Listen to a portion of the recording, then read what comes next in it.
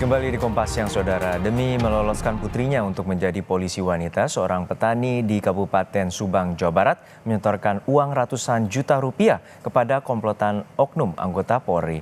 Namun alih-alih menjadi polwan, sang putri malah dipekerjakan sebagai asisten rumah tangga dan babysitter di rumah seorang anggota Polri di Jakarta.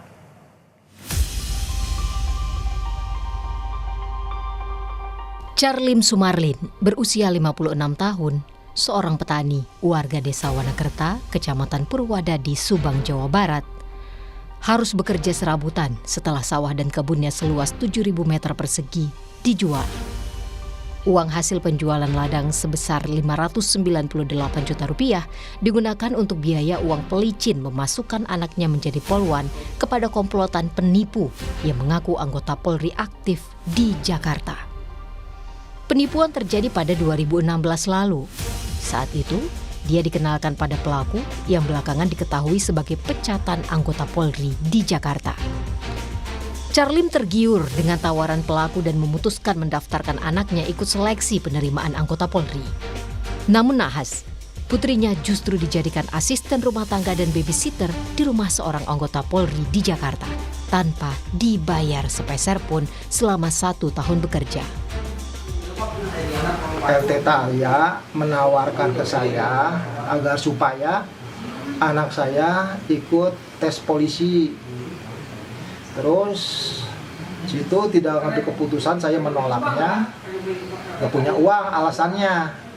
Terus dia datang lagi ke rumah saya berkali-kali membujuk saya agar supaya anak saya daftar polisi, yaitu melalui saudara Asep Sudirman.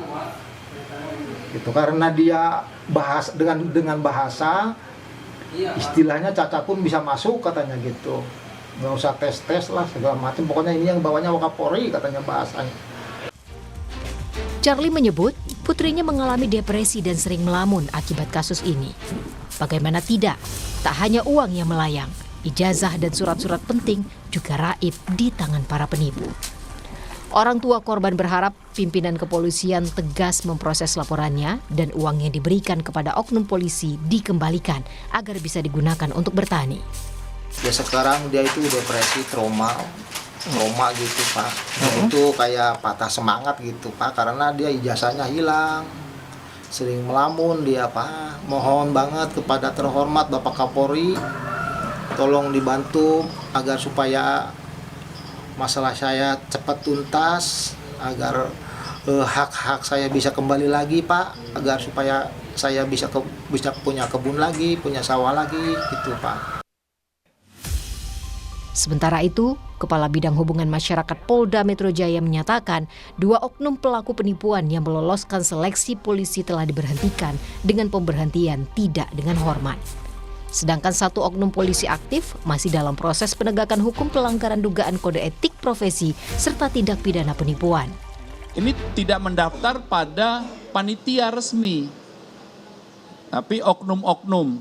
Ya, kami jelaskan bahwa saudara AS ini telah di PTDH tahun 2004. Kemudian saudari YFN ini juga telah di PTDH tahun 2017. Saudari HP ini masih dalam proses pelanggaran dugaan kode etik profesi.